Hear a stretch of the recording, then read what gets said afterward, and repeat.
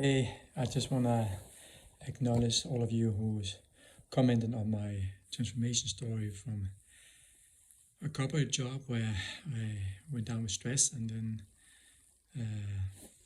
through the years I became a coach. So, and actually I want to say one thing about that, because we use the word resilience in a way that it means like you continue and you rebound, you recoil. There's actually a lot of meanings behind it, and it's from the 17th century. But this is the most common way that it's like you reshape yourself again. But maybe it's totally different. That how we perceive resilience is not that you just push. I would say most of my life I had this inner push, and well, what happened was that it made me a lot of things. Actually, it made me good in a lot of things and achieved a lot of things, right? So I became a carpenter, then I had a car accident, and then what to do when I actually got suicidal because I was so sad I couldn't move, and I got a slight depression, and I needed help. So I went to the doctor, I got help, and then I started a new education, become a construction architect. Then I had stress, and then I went down with that, and I saw it just as a weakness. And then later, then I did this education, the Feldenkrais New Impact Movement education. I taught women who left prostitution, and taught women self-protection around Europe. I toured around with that. I was in a unit where I had some scout swimming. My body crashed. I was training still with pneumonia, and I had fever for 5 months. I didn't know if I had cancer or not, but I rebound from that as well. All these things and a lot more I rebounded from. And I just want to acknowledge a lot of you that don't see yourself as weak, because that's what I did with this stress. I saw it really as a weakness. And first later, it took me many years to understand it's actually a strength now. And the thing is also that it's not, I didn't surrender. I just gave in. And we have to have confidence in that our body, our mind, our brain can heal itself. It just needs time. But what you need is maybe recalibrate. Maybe you need to recalibrate and adjust to the situation. Maybe you just went on a path that was not really you, or it is you, but you had so much inner pressure all life, and then that crashes you. So there can be so many variables, and sometimes you need to push through. There's this story with, I can't remember where it was. It was Viking, or it was in Middle Age or whatever. But this was a time when they have wooden boats, right? And this guy was going to attack another country, and they were outnumbered with 1 to 10 or something. And then he told his men to burn down their boats because then they couldn't escape. So they could only go forward. So this idea, you can just go forward, you need that sometimes. But other times you need to recalibrate, withdraw, and say, okay, what is happening? What is happening with my body? Where do I want to go? And all these ideas I have, are they my own, or are they coming from my family, from society, my friends, or whatever? So we have to recalibrate. We have to find out, what do I really want?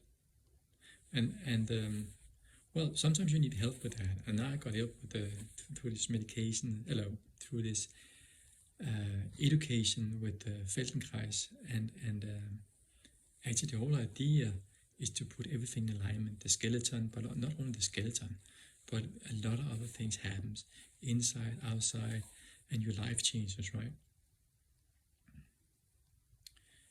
And I think a big thing of it is, if you look at all this education or jobs I had, oh man, you can put labels on all of them: carpenter, nursing assistant, security, soldier, construction architect, black belt, multi-black belts, whatever dice you had. All these labels, if we identify with that, then it takes a lot of energy to reconstruct it, because you have to deconstruct it first. But it's not what we really are. It's just the function, right? So the function is, well, just the play you do in this universe. And hopefully it's a good function, right? But what you are is what observing everything behind that.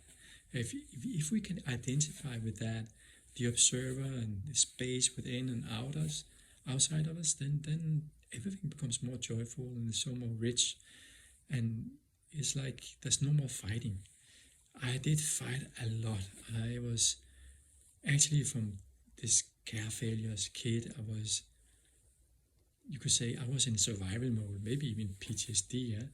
I was in survival mode my whole life, most of my life, at least till teenager, but I continued because this pattern was there for so long. So somehow I was always surviving. My brain was always on alert. The more and more I learned to relax, and even in my martial art, you learn not to fight, even in a fight. Learn to detach yourself from the fight. And actually what my teacher in Japan says, I'm not teaching you to fight. Everyone can fight. I'm teaching you how to live. So we want to go from survival to living to thriving. That's the whole, I think that's really the purpose of life. To come to a point where we are just playing and having fun. And okay, life can still be hard, and you can crash with your loved ones, and people can die around you, and sickness, whatever, all these things. But how you look at it, how you look at life, how you think, you have to be really, really aware.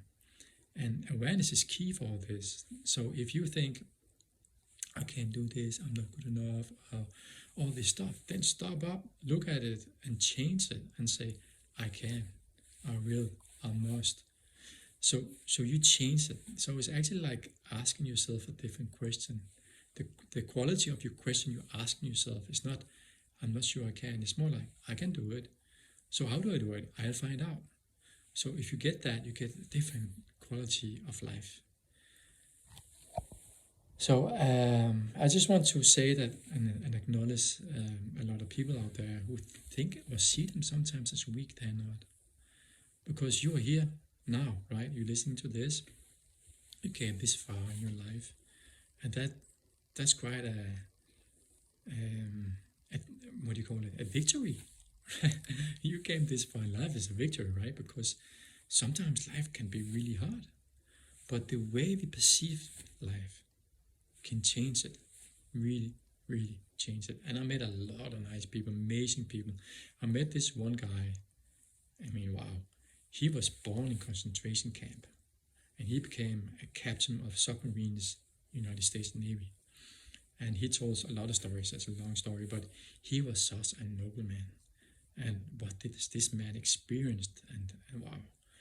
But he was still, I mean, he was talking about some friends who got tortured. And then that was the only time his voice actually cracked. Not when he was talking about himself, but what happened to his fellow soldiers. That was because he was in the Israeli army as well. But anyway, there's so many amazing people out there doing a lot of good stuff, and just daily life doing a lot of good stuff. And you have to acknowledge that, but you also have to acknowledge your own strength and never see yourself as weak, and never see yourself as surrendering. Maybe you lean into, like when I had the stress, or when I had this, I was sleeping almost 3 months, right? When my body crashed, I had fever all the time. I was so smashed and I was super shape, and I couldn't do anything. And it disappeared like this. The only thing I did, I just relaxed and I acknowledged it and I leaned into it. So okay, happens what happens, right? So if I'm gonna die, I'm gonna die. And I couldn't do anything anyway. So I only went to the doctors and just took it easy because I couldn't do anything anyway. But I didn't stress about it. But for that, you really need a good base, good practice, whatever that practice is for you.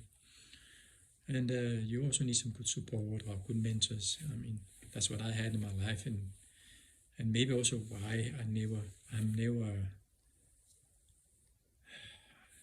settled in the sense I'm content, But I see people who's older than me. Now I'm 54, but I have mentors who's 70 or 80 or 90, and they still keep going.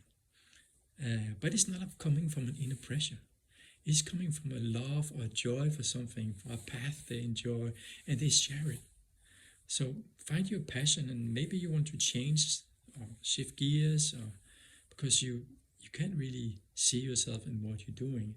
Then let's have a talk. Just DM me and we can have a talk. I wish this helped you, and I wish you a wonderful, great day. Be great.